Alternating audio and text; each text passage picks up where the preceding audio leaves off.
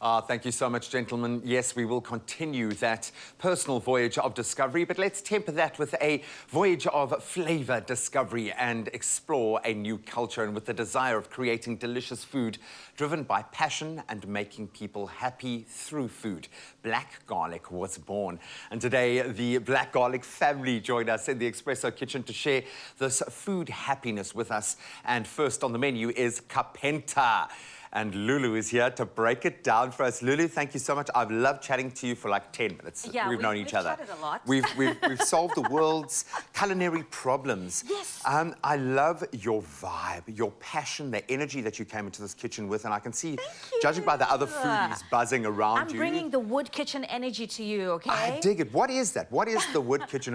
What is Black Garlic? Just fill me in. Okay, so Black Garlic is my friend's brand, and she's going to be coming on later. Brilliant. But we are the wood kitchen, and my husband and I cook together, but we have to be working here as we're going, so please cut the tomato. Put me to work, sister. So Put me to work. My husband and I started cooking together during COVID, and we started what is the Wood Kitchen brand.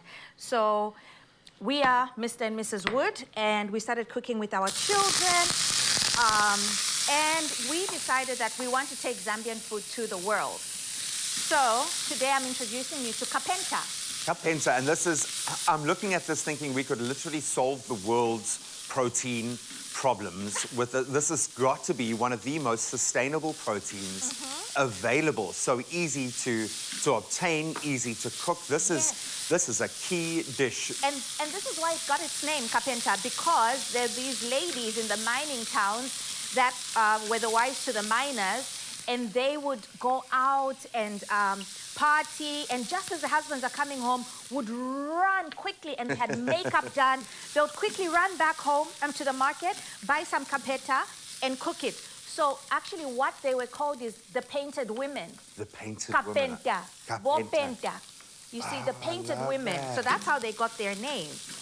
But this is something that you're going to find as a staple in most Zambian homes. We eat it with nshima, which is pop for you. Yeah, I was going to ask, because this screams for a nice carb like that, something with a bit of density, something that can carry those flavors across. But you could try it actually as a stir-fry. You know, just throw some rice in. It would be perfect. I was joking with you earlier saying, is this one of those dishes where you've got to tread lightly? Because if you get a little too spicy with it, people will come for you. We've got a couple of South African curries and a few things that you just don't play around with. Is this one of those? Or can you kind of push the boat out? This is one of them, but in the wood kitchen, my husband and I and the kids just love to play with Zambian flavors. I think we can do so much with them. And I feel that we should, you know, experiment more. It's a lot of oil. Have you ever heard that? Yeah, you know, but oil carries the flavor. Yes. You need it. And listen, olive oil has amazing anti-inflammatory properties as well, so go for it. Put it in there. The fact that the wood kitchen is a family affair, how does that feel, being able to kind of, you're passing on generations, compound generations worth of information. How beautiful is that within your family to have that narrative playing out?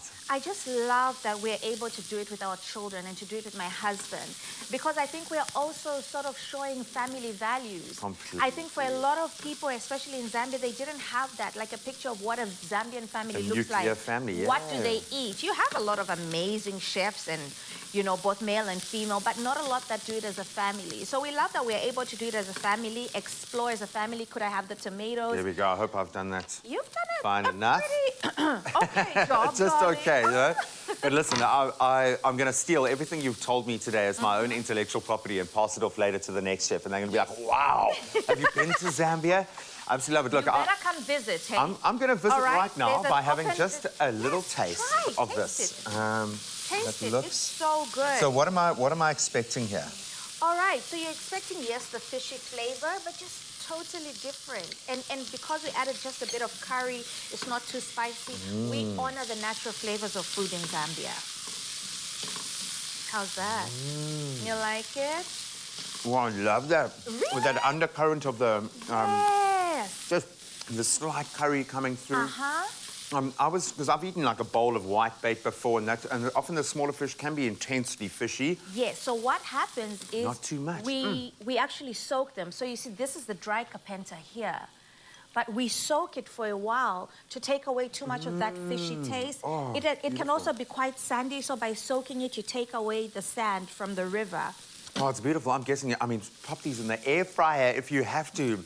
We've done that before. My friend Yasmina back home did that once with me. I had never used an air fryer, and the first thing we tried on the air fryer was the fresh Kapenta, but you can also try the dry Kapenta. Oh, I absolutely love it. Get that crispy texture, the balance of the flavors, a little bit of hint of warmth, the spice. Absolutely beautiful. You can find this recipe on expressoshow.com. Don't worry, we've fired up the wood kitchen, and Yes. the woods ain't going nowhere. More recipes coming your way in just a moment.